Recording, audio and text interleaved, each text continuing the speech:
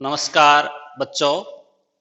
आज हम अपना टॉपिक टेंस का टॉपिक पर डिस्कस करेंगे। टेंस काल वे जो क्रिया के समय का बोध कराए, क्या होता है? टेंस काल। तो टेंस तीन: प्रेजेंट टेंस, वर्तमान काल, पास्ट टेंस, भूत काल, फ्यूचर टेंस, भविष्य काल। भाई प्रेजेंट टेंस यानी वर्तमान काल, पास्ट टेंस भूतकाल, फ्यूचर टेंस भविष्य काल, तीन पार्ट। फिर इन तीन के आगे चलकर चार चार पार्ट, जिस प्रकार present indefinite tense, present continuous tense, present perfect tense, present perfect continuous tense, इसी प्रकार पास्ट के और इसी प्रकार फ्यूचर के, यानी चार चार पार्ट कुल टेंस होंगे आगे चलकर 12। इसके आरंभ में कितने पार्ट? तीन: प्रेजेंट, पास्ट, फ्यूचर। प्रेजेंट मतलब टुडे, आज। पास्ट मतलब यस्टरडे, बीता हुआ कल। फ्यूचर मतलब टुमारो, आने वाला कल।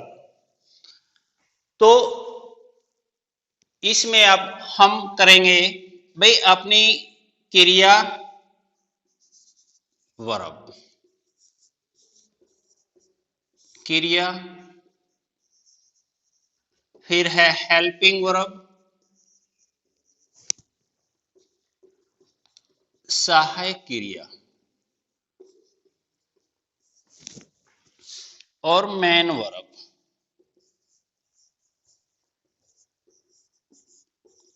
मुख्य क्रिया। क्रिया क्या है? जो कार्य के होने का बोध कराए, जिस प्रकार प्ले खेलना, गो जाना, राइट लिखना। हेल्पिंग वर्ब सहायक क्रिया। इसके नाम से ही स्पष्ट है भाई किसकी सहायता करती है ये? क्रिया की। किस चीज में? भाई टेंस का बोध कराने में। भाई क्रिया के टेंस का बोध कराने में जो सहायता करे वो क्या होती है? हेल्पिंग वर्ब यानी सहायक क्रिया। फिर है मेन वर्ब, मुख्य क्रिया। मुख्य क्रिया क्या है? जो ये दोनों का कार्य करे, सहायक क्रिया का भी और क्रिया का भी, तो वो क्या होगी? मेन वर्ब, मुख्य क्रिया।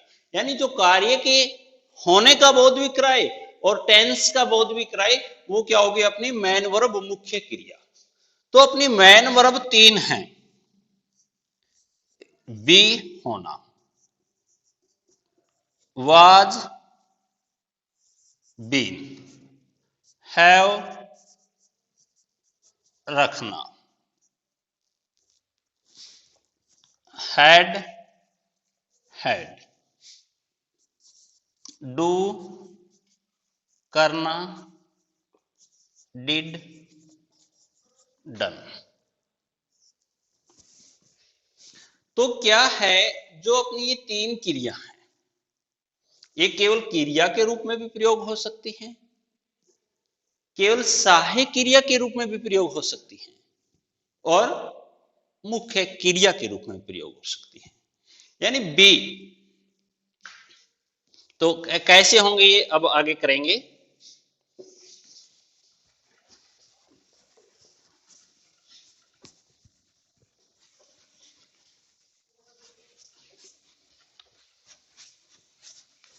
प्रेजेंट टेंस में, वर्तमान काल में बी होना,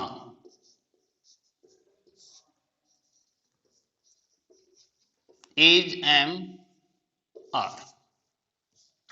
तो क्या है जो बी के रूप है इज एम आर? ये सहायक क्रिया के रूप में प्रयोग हो सकते हैं, मुख्य क्रिया के रूप में प्रयोग हो सकते हैं। ये बी क्रिया केवल क्रिया के रूप में भी प्रयोग हो सकती है। तो बी के इज एम आर का प्रयोग कब होगा? यदि वर्तमान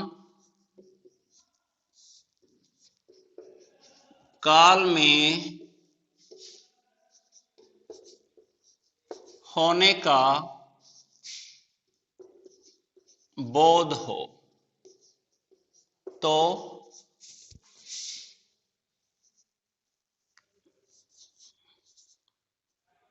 बी के रूप इज एम आर का प्रयोग करते हैं।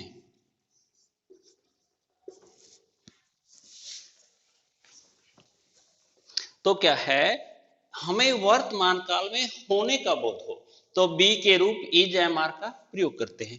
होने का मतलब भाई जिस प्रकार यह एक पेन है, वह एक लड़का है, वे लड़कियां हैं, वो पक्षी वे पक्षी हैं, ये कुर्सियां हैं। यानी वर्तमान काल में यदि होने का बोध है तो इज एम आर का प्रयोग करते हैं। इज का कब करेंगे, एम का कब और आर का कब? यदि सब्जेक्ट ही सी इट या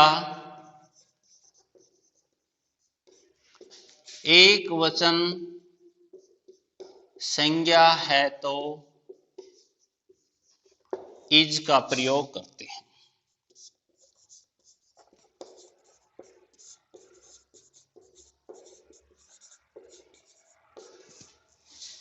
यदि सब्जेक्ट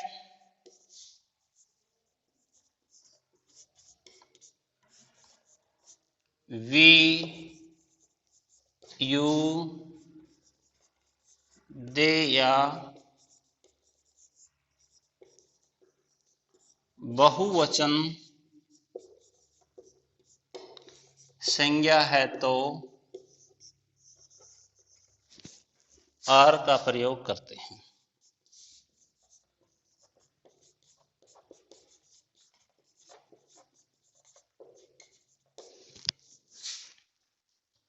यदि सब्जेक्ट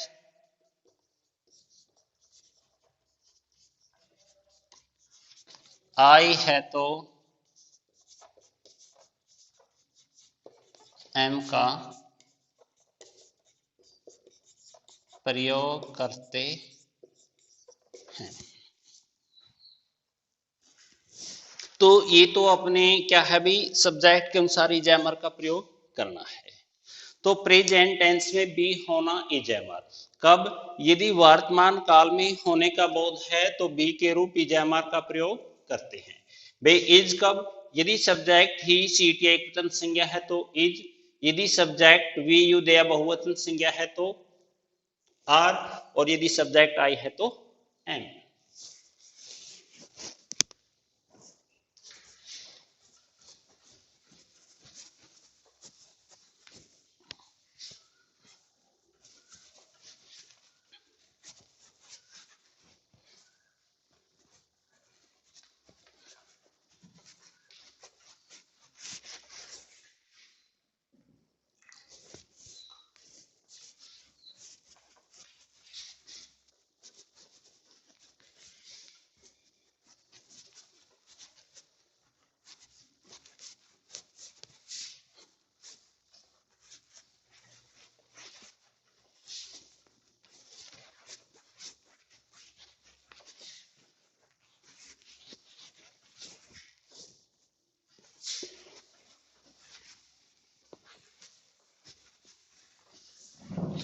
तो फिर हम भाई वर्तमान काल में सेंटेंसेस बनाएंगे।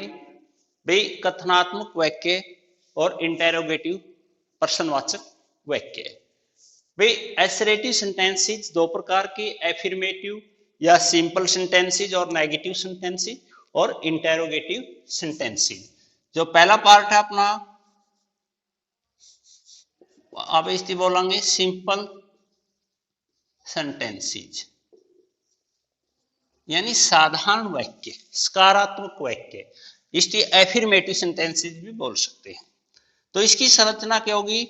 Subject, is, am, are plus object. जिस प्रकार मैं एक विद्यार्थी हूं, तो जगह आई एम ए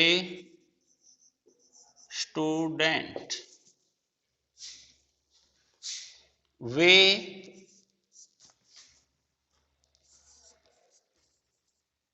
अच्छे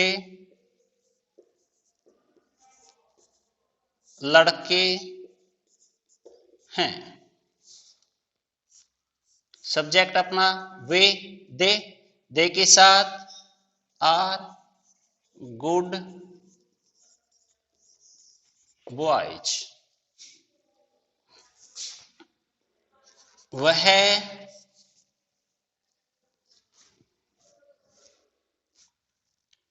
एक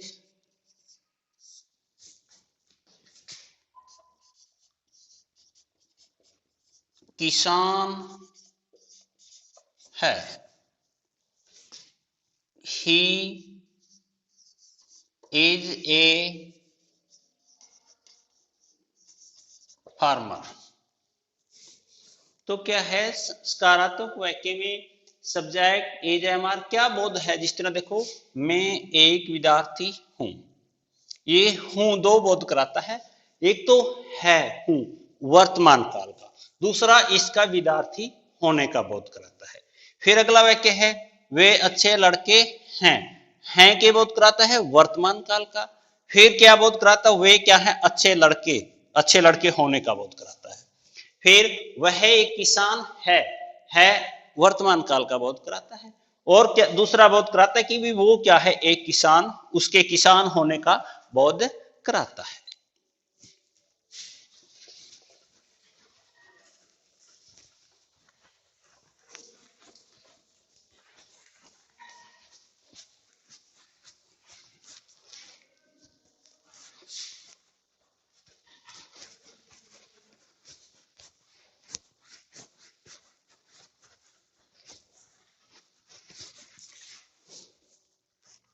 फिर है अपना नेगेटिव सेंटेंसेस।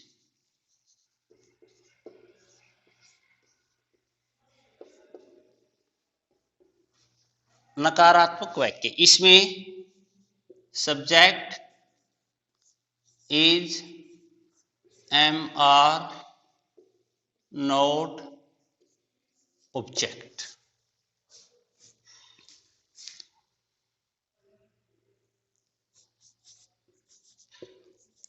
लड़के मैदान में नहीं हैं।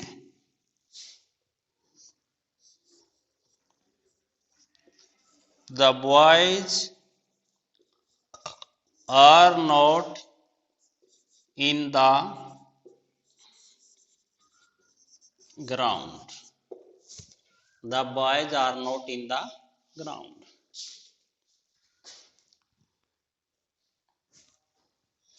मैं उदास नहीं हूं। I am not sad.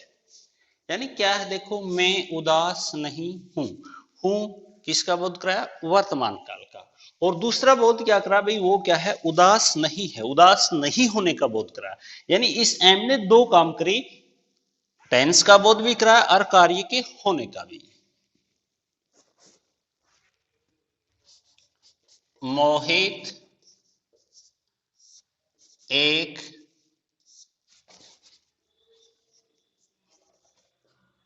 अच्छा खिलाड़ी है। मोहित एक अच्छा खिलाड़ी नहीं, नेगेटिव कर रहे हैं, सॉरी, नहीं है। क्या हो जाएगा? Mohit is not a good player. Mohit is not a good player. तो ये क्या थे अपने नेगेटिव सेंटेंसिंग, यानी नेगेटिव में क्या होगा, इज एम आर के बाद नॉट।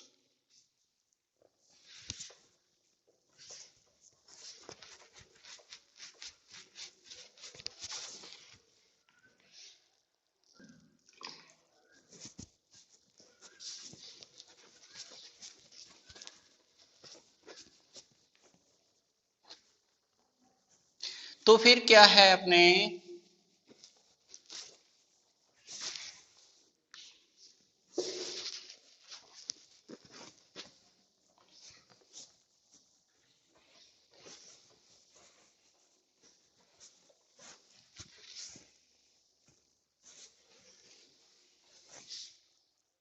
Interrogative sentences.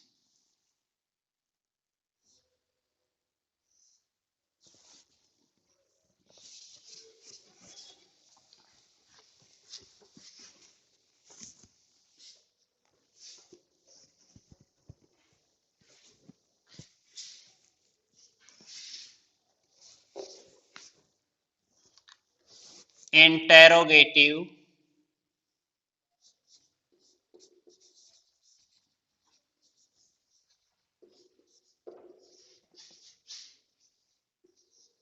सेंटेंसेस।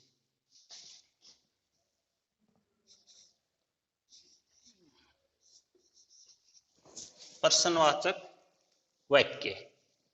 तो प्रश्नवाचक वाक्यों में क्या होगा,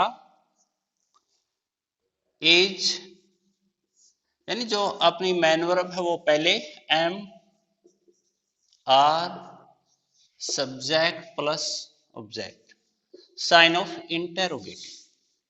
फिर अपने हैं डब्ल्यू एच के शब्द, यदि वो हैं तो उनमें डब्ल्यू एच का शब्द पहले, फिर इज एम आर, फिर सब्जेक्ट ऑब्जेक्ट और प्रश्नवाचक चिन्ह। तो डब्ल्यू एच के शब्द कौन से हैं वे, जिस प्रकार वट क्या, वेहर कहां, वहन कब, विच कौन सी, वाही क्यों, हु कौन, हुज किसका या किसकी, हुम किसको, हाउ कैसे, हाउ मैनी कितनी संख्या, हाउ मच कितनी मात्रा। यदि वो शब्द की हिंदी बीच में कहीं है, जब इंग्लिश बनाएंगे तो वो सबसे पहले लिखेंगे, फिर अपनी जो मैन वर्ब है, फिर subject object sign of interrogative. जिस प्रकार क्या तुम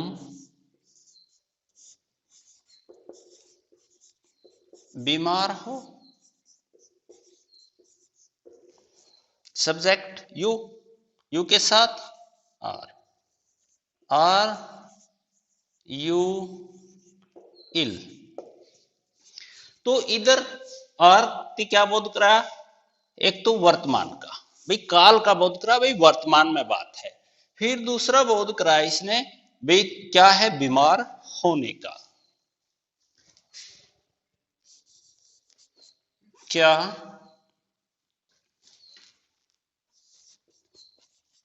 अध्यापक कक्षा में उपस्थित है। क्या जगह, इज द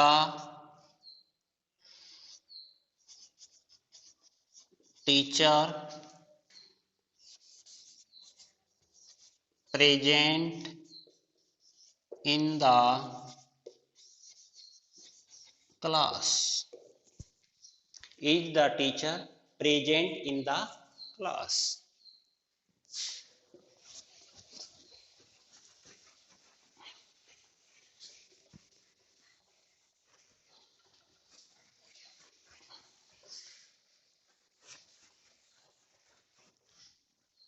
में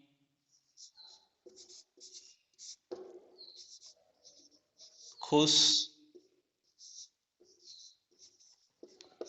क्यों हूं।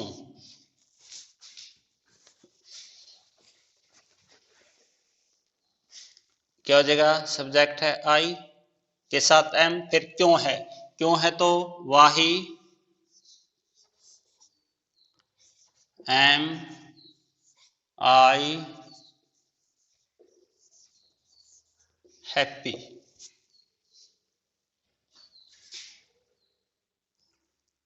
वे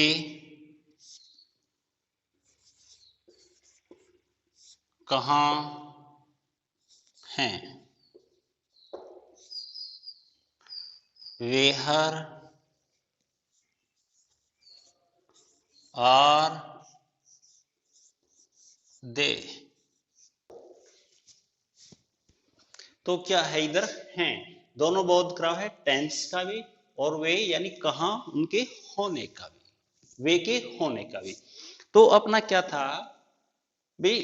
टेंस यानी काल, भाई जो क्रिया के समय का बोध कराए, भाई क्रिया का समय का बोध कराए कि क्रिया कब हुई, भाई वर्तमान में हुई, भूत में हुई, भविष्य में हुई। फिर टेंस के तीन पार्ट, प्रेजेंट, पास्ट, फ्यूचर, और फिर इन तीन के चार चार पार्ट होंगे आगे। Present indefinite, present continuous, present perfect, present perfect continuous tense. तो क्या है अपने जो इसमें प्रयोग होते हैं भाई वाक्य बनाने के लिए? सब्जेक्ट का, ऑब्जेक्ट का, क्रिया, सहायक क्रिया, मुख्य क्रिया। तो अपने क्रिया है जो ये तीन प्रकार की वर्ब क्रिया जो कार्य के होने का बोध कराए, जिस प्रकार प्ले खेलना, गो जाना, कम आना। फिर सहायक क्रिया जो इसके नाम से ही स्पष्ट है कि ये क्रिया की सहायता करती है किस चीज में? उसका टेंस का बोध कराने में, भाई यह बताने में कि ये क्रिया वर्तमान में है, भूत में है या भविष्य में है। तो वो क्या है? Helping verb. फिर है अपने एक मैन वर्ब, मुख्य क्रिया। मुख्य क्रिया है जो वर्ब का कार्य भी कर दे और हेल्पिंग वर्ब का कार्य भी करे, वो क्या है? Man verb. मैन वर्ब कितनी है? तीन, बी, हैव और है। बी, हैव और डू। बी के रूप जिस तरह वर्तमान काल में इज, एम, आर का प्रयोग किया है हमने आज। भाई इज, एम, आर का प्रयोग कब होगा मुख्य क्रिया के रूप में? यदि वर्तमान काल में होने का बोध हो तो बी के रूप इज, एम, आर का प्रयोग करते हैं। इज किसके साथ? यदि अपना सब्जेक्ट ही, शीट या एक वचन संज्ञा है तो इज, यदि आई है तो एम, वी, यू, दे या बहुवचन संज्ञा है तो आर। फिर हम वाक्य बनाएंगे भाई प्रेजेंट टेंस में इज, एम, आर के वाक्य यानी होने के बोध के वाक्य। तो सिंपल सेंटेंसेस। तो फिर संरचना कैसी होगी वाक्य की?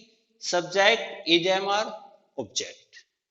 फिर नेगेटिव सेंटेंसेस, उसकी संरचना subject is, am, are, not object. Interrogative sentences की संरचना is, am, are, subject, object और साइन ऑफ इंटेरोगेटिव।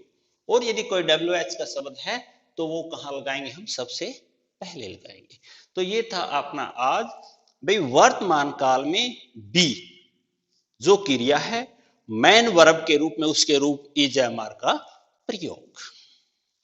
धन्यवाद।